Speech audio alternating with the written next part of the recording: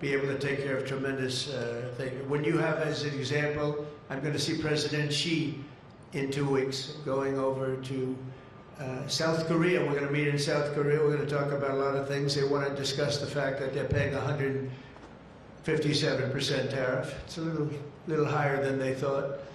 And we're doing very well. I think we're going to do well in that negotiation. We've done well, as you know, with Japan, with South Korea, with Europe. The European nations got together, we made a deal, and it was all based without the tariffs. You could have never made the deal. I'll tell you what, tariffs equal national security. Remember that. Tariffs equal national security. You got to remember that.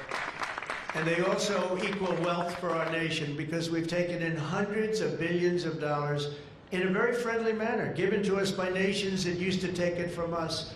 And they used tariffs on us. We never used it on them because we were foolish.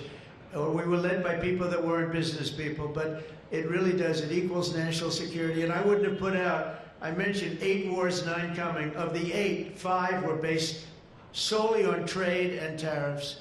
India, Pakistan were going at it. 2 nuclear powers, and serious nuclear. 7 planes shot down. They were ready to go, and I called them up. I said, you go to war, and we're not doing a trade deal. And they said, well, what does one thing have to do with the other? I said, it has a lot. Your nuclear powers. And if you do it, we're not doing a trade deal.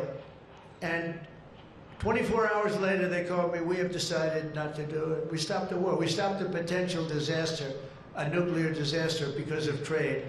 And it's been really amazing. But the tariffs have made us a wealthy country. They've given us tremendous defense. They've given us things that we can do for other countries, very positive. But again, really, it's national security, it's national defense, and they are so important. And it's incredible that presidents, for the most part, didn't know how to use them, when to use them. If you go back, you'll see some of the presidents that were the most successful were believers in tariffs. And I even see foreign countries now that we are doing very well with taking ads. Don't go with tariffs. They're taking ads. I saw an ad last night from Canada. If I was Canada, I'd take that same ad also. But they're actually on television taking ads. But I do believe that everybody's too smart for that. We have a very, very big and important case coming up. We should win the case based on the legal merit. We should also win the case based on all of the things I just said. But we're a wealthy country again. Last week, as you know, they found $31 billion. They came to see me, sir. We found $31 billion. They said, we don't know why. I said, was this a good find or a bad find? It was a good find. It was a plus 31. We're used to finding negative 31s, right, for the last 30 years. I said, check the tariff shelf. Well, those tariffs haven't kicked in. Yes, they did. They kicked in 2 months ago. Check it. He comes back 2 hours later.